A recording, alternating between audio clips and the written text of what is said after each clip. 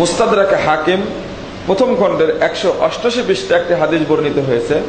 রাসূল সাল্লাল্লাহু আলাইহি ওয়াসাল্লাম বলেছিলেন বিদায় হজ্জের ভাষণে, মা তারাকতু ফীকুম মা ইন ইতাসামতুম, আমি যে জিনিসটা রেখে যাচ্ছি তোমাদের মাঝে, ইন ইতাসামতুম, তোমরা যদি ওইটাকে শক্ত করে ধরে রাখো। বিদায় হজ্জের উন্মুক্ত জনসমাবেশে এটাই শেষ ভাষণ। তিনি বলছেন মা ইন ইতাসামতুম, আমি যা রেখে যাচ্ছি তা যদি তোমরা শক্ত করে ধরো, লন তাদিল্লু আবাদা, অবশ্যই তোমরা পথভ্রষ্ট হবে না। কিতাব আল্লাহ ওয়া সুন্নাত নবিয়িহি। জি, আপনাদের সমস্যা, কথা বলছেন কেন?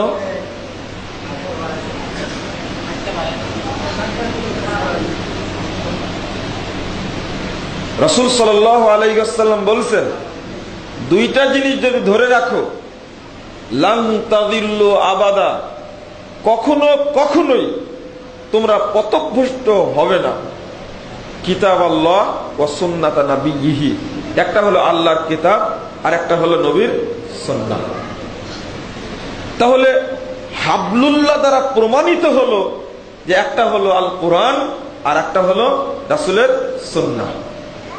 ওয়াতাসিমু বিহাবলিল্লাহ, আই ফকরা।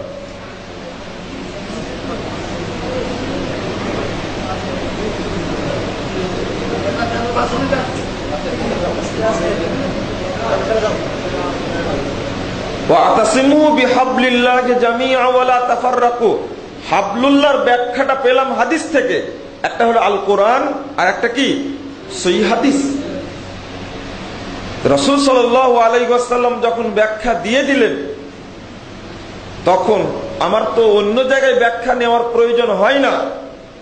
হাদিসটি তো সহিহ, কিন্তু এই হাদিস তো আমি খুঁজে পাবো না। কোন ব্যক্তি যদি পুকুরে ইলিশ মাছ মারার জন্য জাল ফেলে সারাদিন চেষ্টা করে, মাছ পাওয়া যাবে? ইলিশ মাছ পাওয়া যাবে? ইলিশ মাছ পেতে হলে কোথায় যেতে হবে? সাগরে যেতে হবে। এরপরে পুকুরটাকে ভাগ করেছি 4 ভাগে। একদিকে পুকুরে ইলিশ মাছ পাওয়া যায় না, দুই নম্বর ওই পুকুরকে আবার 4 ভাই মিলে 4 ভাগ করেছি। পুরো পুকুর খুঁজবো তা না, কিন্তু আমার ভাগের যতটুকু আছে ততটুকু আমি তালাশ করবো যে ইলিশ মাছ পাওয়া যায় কিনা। তাহলে এই হাদিসের মানে এই কোরআনের আয়াতের ব্যাখ্যাটা হাদিসে যে আছে, ইলিশ মাছ খুঁজতে হলে বিশাল সাগরে যেতে হবে, পাওয়া যাবে। আমি যদি শরীয়ত খুঁজতে যাই, হাবলুল্লাহ যদি খুঁজতে যাই, তাহলে কোরআন এবং সুন্নাহর বিশাল ময়দানে আমাকে যেতে হবে, তবেই আমি শরীয়ত পাবো, রাসূলের আদর্শ সেখানে পাবো। দুঃখজনক বিষয়, আমরা সেখানে না খুঁজে অন্যত্র খুঁজছি শরীয়ত। আর একটা বিষয়, এখানে আমাদের মধ্যে শক্ত করে ধরার বিষয়টা খুব গুরুত্বপূর্ণ, খুব গুরুত্ব দেই আমরা। ঐক্যবদ্ধ থাকাকে খুব গুরুত্ব দেই, দলে দলে বিভক্ত হয়েও না, এই নসিহত খুব করি। কিন্তু যাকে নিয়ে ঐক্য, যাকে নিয়ে শক্ত করে ধরা, যাকে নিয়ে দলে দলে বিভক্ত না হওয়া, সেই জিনিসটার আলোচনা নেই। সেটা কি? হাবলুল্লাহ। এই জায়গায় মানে ঐক্যের মানদণ্ড কি হবে সেটা নিয়ে আলোচনা নাই, ঐক্য দরকার।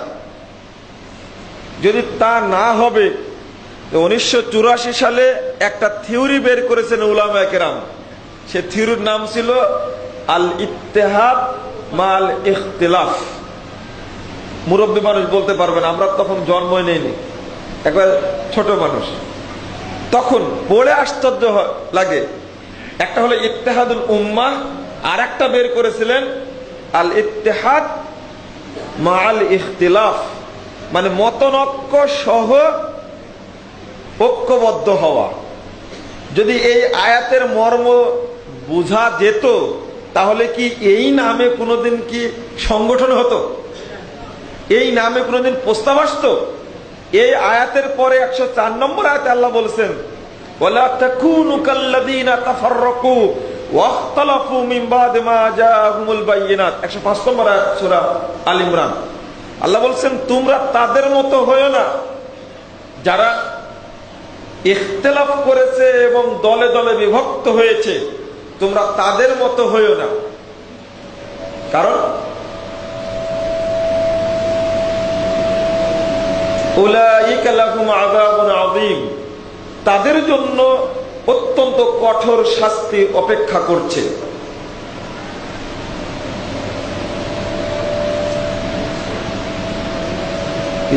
মাইকের সমস্যা, অপারেটর কই?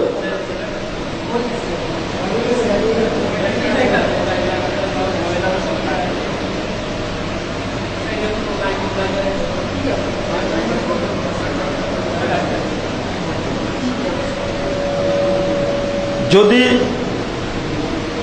আমরা একটি বিষয় গুরুত্ব দিতাম তাহলে শক্ত করে ধরা, ঐক্যবদ্ধ থাকা, দলে দলে পৃথক পৃথক বিভক্ত হওয়ার বিষয়টা আলোচনায় আসতো না।